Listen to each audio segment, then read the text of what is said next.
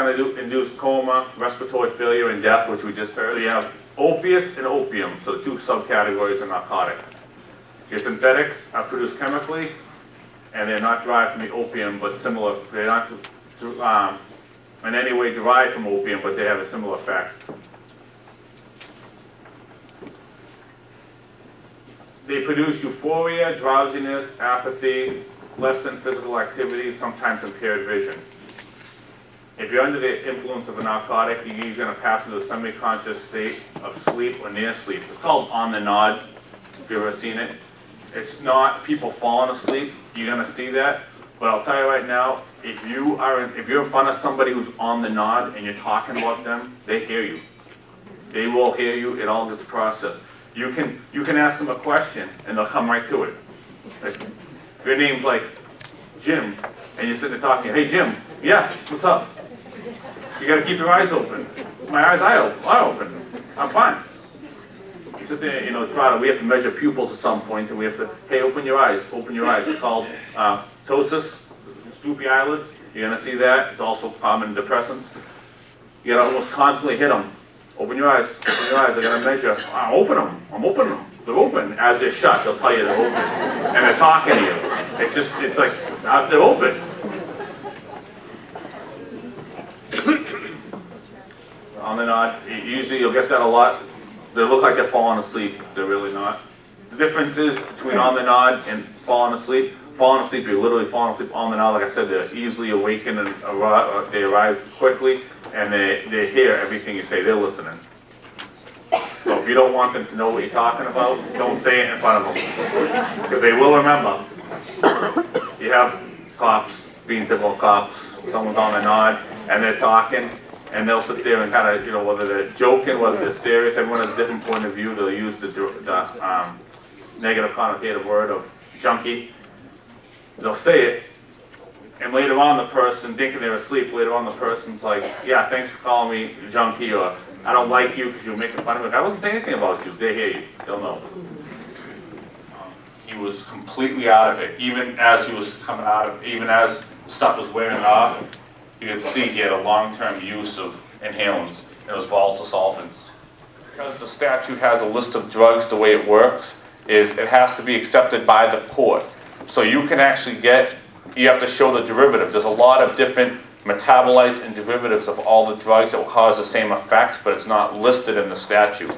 So you'd have to then go and have a whole process of the breakdown of the drug to show that it originated from the drug that's in the statute, or you can get what they call a judicial notice where the judge can rule that it does fall under there. As simple as it is, everyone in here probably knows codeine is a form of an opiate, or an opioid, where it falls under narcotic.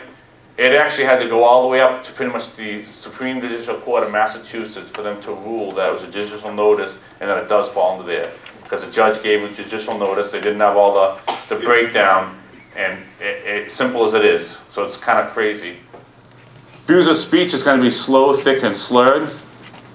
Attitude and demeanor can vary from inattentive, passive, irritable, and it can be violent and dangerous depending on what they're using. Some can have hallucinogenic effects, and some have stimulant effects depending if they're speeding you up, slowing you down. Volatile solvents probably going to be more the hallucinogens. And here's where the marijuana comes in, the cannabis. Your marijuana, your hash oil, your marinol, K2 spice. There's a newer drug that's been out for a little while now. It's HBO, like they call it HBO, honey butane oil.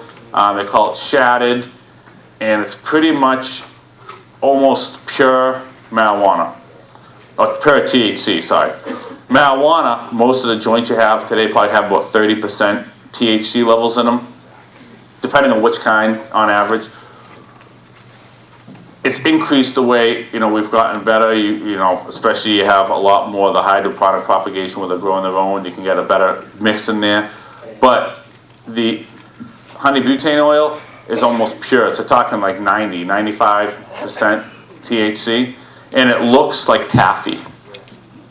It's like a liquid taffy, and they usually will take a pipe, put it on there, heat the pipe up, let it melt, and breathe it in. Shattered is almost the same thing, but they break it and they shatter it to little pieces. Newer drug, it happens a lot. You have these new drugs that come out, they affect it. It takes a long time for the legislation to kick in. New Hampshire passed a law a couple years ago where pretty much if it's some kind of drug that's not listed, there's a coverall statute that you can charge them under. We don't have that in Mass. We may never have it. The way it's working, I mean, we're actually legalizing more drugs than anything, so it's probably not going to go the other way.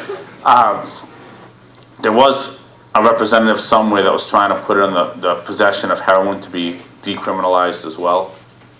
To, you know, that way people won't feel they can get more help in that. I don't know if that will ever happen. They're going to fishbowl in the car and everything. They'll go, oh, we'll roll the windows down and wait a couple minutes and we'll be fine. And they're driving. And we've had more of an increase of OUI drugs for marijuana, which is sad because, I mean, usually the most people you see that have smoked, because there's a tolerance over time, they usually start younger.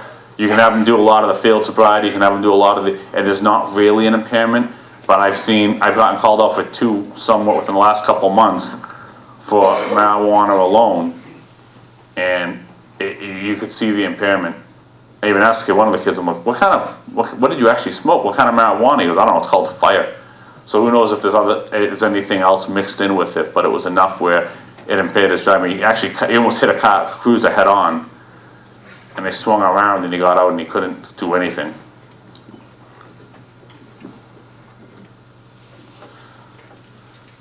It continues to be the most used illegal drug in the U.S., and this is as of 2010, because 17.4 million Americans over age 12 reporting using it in the past month.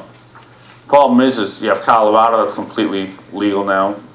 We're going to be on the ballots of November, and everyone will usually, I mean, Chris Herron, some of the representatives up here earlier said Chris Herron, he just gave a speech the other night, and he associates a lot of his everything after with underage drinking and marijuana. And I've talked to a lot more people who are in recovery that associate, they said they never would have done some of the things they did had they not been under the influence of marijuana or alcohol. And you even heard from the last presentation about the way it's actually affecting the frontal lobe. I mean, you're letting kids drink underage who the frontal lobe's not even developed until at least 25. It's affecting it. It appears to interfere with the attention process. Drivers under the influence of marijuana often do not pay attention to their driving. One of the last OUIs ones I had was for marijuana. We're doing the field sobriety, so he couldn't pay attention. He just kept looking around. Alcohol's a drug. We're going to go through this kind of quick. For the most part, you know, those are pretty equal. 5 ounces of wine, 1.5 ounces of a hard liquor, or 12 ounces of beer. If you drink on an empty stomach, it goes almost right into your small intestines, which goes right into your body. Only 20% alcohol goes to your stomach. So if you eat something, it shuts your pyloric valve, which makes it so it sits in your stomach, so the alcohol takes a little longer, but once it goes to your small intestine, it goes to your blood, it gets processed right into your brain. I summarized that really quick. I already covered a lot of that. Polydrug use is 2 or more categories of drugs. Speedballing, heroin and cocaine. Problem is there's a lot of different ways to speedball. Anytime you do something that speeds you up, like a stimulant and a depressant, you could do a speedball. Our problem is with it is like cocaine and heroin. Cocaine's 5 to 90 minutes onset duration. Heroin's a few hours. So cocaine kicks in, wears off, heroin's still in the system. And your body's doing a couple different things there. If they're doing opposite, we don't know exactly what we're going to get.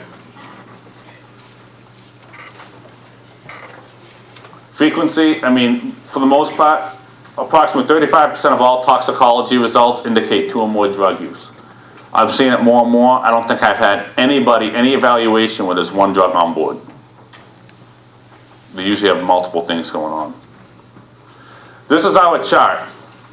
Go over kind of quick, but this is what we look at. So up here you have your depressants, stimulants, hallucinogens, dissociative anesthetics, narcotics, inhalants, cannabis. Down here you have HGM, which is horizontal gaze nystagmus, vertical gaze nystagmus, lack conversions. For those of you who don't know, nystagmus is the involuntary jerking of the eyes. You go across, we look for a lack of smooth pursuit of the eyes, distinct and sustained at maximum deviation. So it's just the eyeballs just jumping for no reason, just sitting there jumping. And then the onset prior to 45. We estimate the angle of onset because it's 50 minus your angle gives you your blood alcohol content. So the kid the other day, if you look, your depressants, inhalants, dissociatives, and cannabis will all give you a lack convergence, but depressives, inhalants, and dissociatives gives you the HGN and VGN. VGN vertical gives you, it's a high dose for that person, unless it is a dissociative anesthetic. You'll have everything. The kid the other day with ketamine, 0.08. So if you, 50 minus the angle of onset would give you the 0.08. So it's not even going to be 45. He had immediate onset of HGN, and he had vertical, which right there kind of says unless he's very drunk, he's going to be in there. And we are considered we can testify to alcohol as well. So we can do that just for alcohol and testify that alcohol is an impairment aspect as well. Then you have your pupil size, reaction to light, pulse rate, blood pressure, body temperature, and muscle tone. And there's some exceptions in here, like I told you, inhalants. You have up-down for blood pressure, up-down normal for body temperature, normal or flaccid for muscle tone. Depends on what inhalant they're doing. On the back, it gives you general indicators. Like I kind of said, narcotics, most people have seen somebody under the influence of heroin or that idea. Hallucinogens, going to be you're going to very dazed appearance, difficulty with speech, you're going to see synesthesia. Stimulants and depressants, those are very common. And inhalants can get a couple, and most people I've seen someone who smoked weed, especially the increased appetite is number one. On duration, methods of administration, and overdose signs. That's just on our matrix alone. I have in my bag here. And our process goes, we do the BT or the PBT, interview the arresting officer, preliminary, so you do the first pulse, initial estimation of angle onset, you do your eye exams, all your divided attention tests, check the vital signs and second pulse of blood pressure, body temp. You do your dark room, check a pupil size. You do room light, near total darkness, and direct light for pupil size.